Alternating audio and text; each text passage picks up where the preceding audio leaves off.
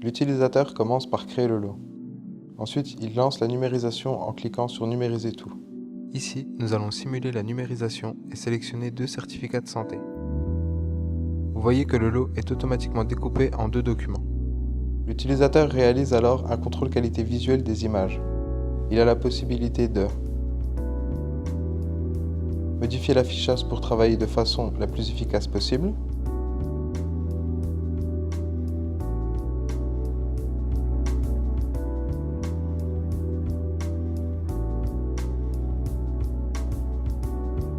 de zoomer sur chaque page,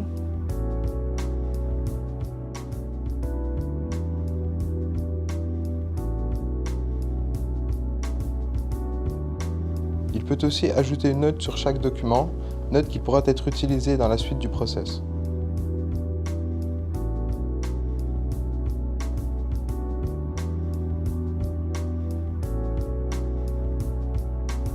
Il peut aussi modifier les documents, par exemple en déplaçant une image par drag and drop d'un document à un autre ou en créant un nouveau document à partir d'une page.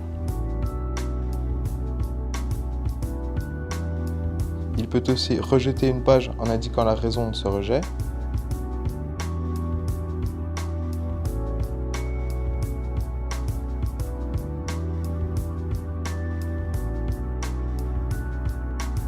Il peut aussi renumériser une page si celle-ci est de qualité médiocre.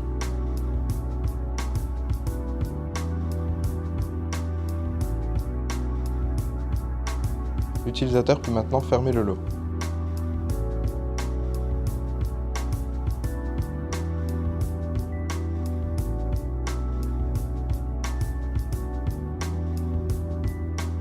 Le lot part alors en traitement automatique d'extraction des données.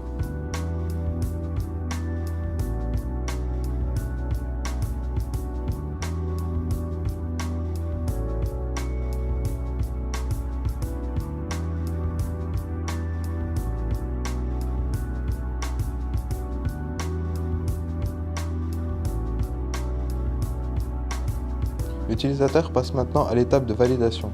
À partir d'un navigateur, il sélectionne le lot qu'il veut valider. Sur le formulaire, il y a environ 150 zones ou champs à extraire, analyser et valider. Pour ce faire, nous avons implémenté une quinzaine de dictionnaires permettant d'assurer une fiabilité de l'extraction et ainsi limiter l'étape de saisie des informations. Par ailleurs, nous avons mis en place des règles de formatage et de validation sur chaque champ ainsi que des contrôles de cohérence interchamps. Les champs invalides apparaissent en rouge avec un message d'erreur. Ces champs invalides correspondent à des doutes ou des erreurs d'extraction. L'utilisateur doit donc corriger tous ces champs invalides. En se positionnant sur un champ invalide, la zone correspondante apparaît sur le certificat sur la droite.